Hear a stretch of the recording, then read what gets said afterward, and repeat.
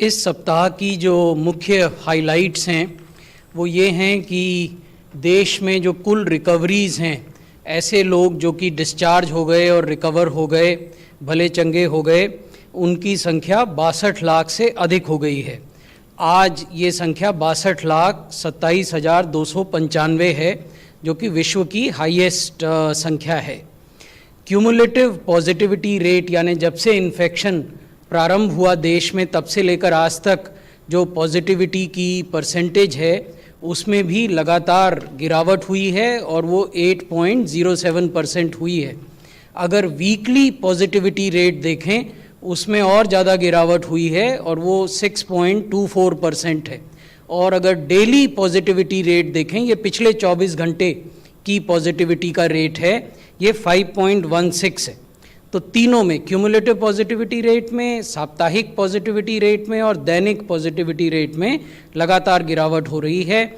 जो कुल active cases हैं, यानी ऐसे केसेस जो या तो अस्पताल में हैं या घरों में हैं, सेल्फ आइसोलेशन में, मेडिकल केयर के अंतर्गत, उनकी संख्या 9 लाख से कम चल रही है। आज 5वां कॉन्जिक्यूटिव दिन है जब ये संख्या 9 लाख से कम है। आज की जो संख्या है वो 8,38,000 केसेस की है।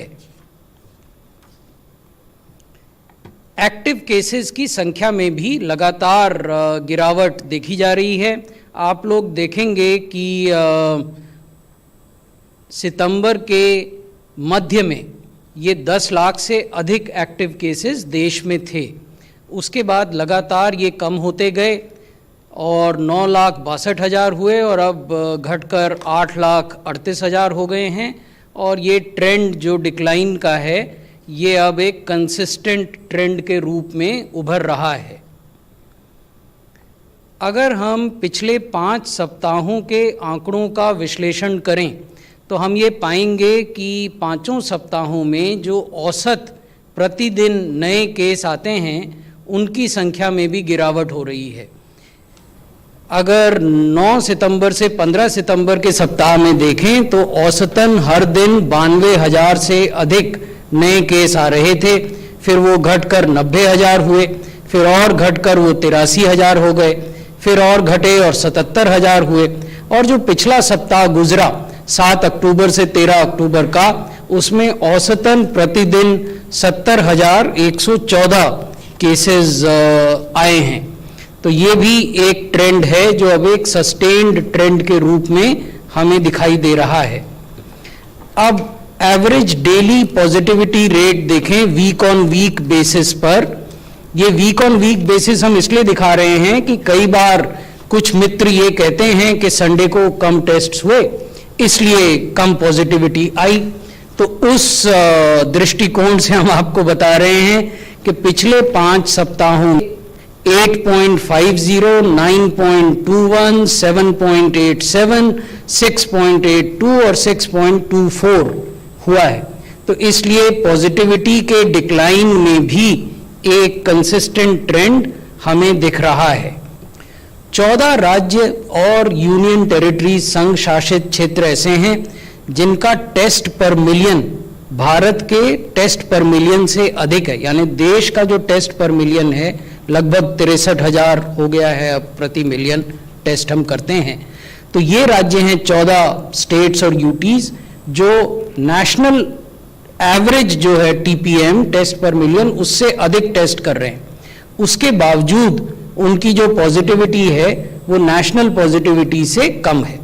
तो ये सिग्निफिकेंट बात है और इसका नोटिस लेने की आवश्यकता है। अन्य राज्यों को भी इन राज्यों से सीखने की आवश्यकता है। कल ही हमने सभी राज्यों और संघ शासित क्षेत्रों के साथ एक विस्तृत बैठक की थी यूनियन हेल्थ मिनिस्ट्री ने, और वहाँ भी हमने इस ओर ध्यान आकृष्ट किया था कि हालांकि पॉजिटिविटी डिक्लाइन कर रही है, उसके बावजूद टेस्ट की संख्या और टेस्ट के स्तर को बनाए रखना बहुत जरूरी है। ये बड़ी पिक्चर है जिसमें हम दिखा रहे हैं कि लगभग 87% लोग क्योर हो चुके हैं, रिकवर्ड हो चुके हैं, डिस्चार्ज हो चुके हैं। 11.69% हैं जो अभी भी एक्टिव केसेस हैं, जो अस्पतालों में या होम आइसोलेशन में हैं। और 1.53 डेथ के मामले हैं। 10 राज्य ऐसे हैं जो कि 79% टोटल केसेस जिनके यहाँ हैं, और इनमें भी 3 राज्य ऐसे हैं, महाराष्ट्र, कर्नाटका और केरला। केरला एक लेटर एंट्रेंट है इस सूची में। 2 हफ्ते पहले तक केरल 10 राज्यों की सूची में भी नहीं था, अब वो नंबर 3 पर है। और देश के जो कुल एक्टिव केस हैं उनके 11% केरल में हैं, 25% से कुछ अधिक महाराष्ट्र में हैं और 13% से कुछ अधिक कर्नाटक में हैं। इन राज्यों के साथ हम अलग से विस्तृत बैठक करते हैं और उनके साथ क्या रणनीति आगे होनी चाहिए इस पर भी चर्चा करते हैं। अब मैं आपको मॉर्टेलिटी या मृत्यु के बारे में बताना चाहूँगा। अगर हम जेंडर के आधार पर मृत्यु की विश्लेषण करें तो हम पाते हैं कि जो कुल मृत्यु कोविड से देश में हुई हैं उसमें 70% मेल हैं और 30% फीमेल हैं। अगर हम कोमॉर्बिडिटीज और एल्डरली यानी आयु के हिसाब से देखें, कोमॉर्बिडिटी मैं आपको अगली स्लाइड में बताऊंगा। आयु के हिसाब से देखें तो 1% मृत्यु हैं जो 17 बरस से नीचे के लोगों में हुई हैं, 1% हैं जो 18 से 25 में हुई हैं, 10% हैं जो 26 वर्ष से 44 वर्ष के आयु के लोगों में हुई हैं, 35% मृत्यु हैं जो 45 से 60 के आयु वर्ग में हुई हैं। ये महत्वपूर्ण है। कई बार जो यंग लोग होते हैं, जो यूथ है, उसको ये लगता है कि हम स्वस्थ हैं, हमारी उम्र कम है, हमको इन्फेक्शन नहीं होगा या हमें इन्फेक्शन होगा तो हम जल्दी रिकवर कर जाएंगे। इन धारणाओं से बचने की आवश्यकता है। तो ये आंकड़े हमें ये दिखाते हैं कि 35% मृत्यु 45 से 60 आयु वर्ग के लोगों में हो रही हैं और 60 वर्ष से ऊपर के आयु में 53% मृत्यु है। अब मैं कोमॉर्बिडिटी की ओर आपका ध्यान आकृष्ट करूंगा।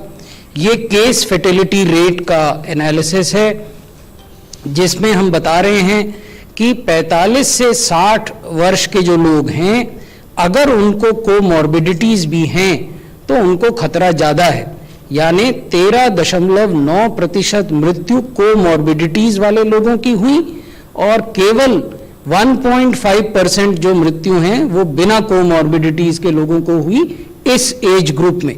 The age group of 45 to 60 years has seen 13.9% deaths in comorbid conditions and only 5% deaths without comorbidities. 60 साल से अधिक आयु वर्ग के लोगों में 24.6% डेथ्स हैं जो कि कोमॉर्बिडिटी वाले लोगों में हुई और 4.8 है जो बिना कोमॉर्बिडिटी में हुई। वैसे ही 45 बरस से कम आयु के लोगों में 8.8% डेथ्स कोमॉर्बिडिटीज की कंडीशंस में हुई और 0.2 बिना कोमॉर्बिडिटीज के हुई। अगर हम ओवरऑल देखें तो 17.9% डेथ्स हैं जो कि कोविड पॉजिटिव भी थे और कोमॉर्बिड भी थे। तो ये बताता है कि जो कोमॉर्बिड लोग हैं यानी जिनको कि कार्डियक इश्यूज हैं, रीनल इश्यूज हैं, जो ट्रांसप्लांट रिसिपिएंट हैं, जो कैंसर से पीड़ित हैं, ऐसे लोगों को अधिक सुरक्षा बरतने की आवश्यकता है। और जो कुल मृत्यु हुई उसमें केवल 1.2% हैं जो विदाउट कोमॉर्बिडिटीज की हुई। देश का जो केस फर्टिलिटी रेट है, to put this slide into perspective, the country's case fertility rate is 1.53.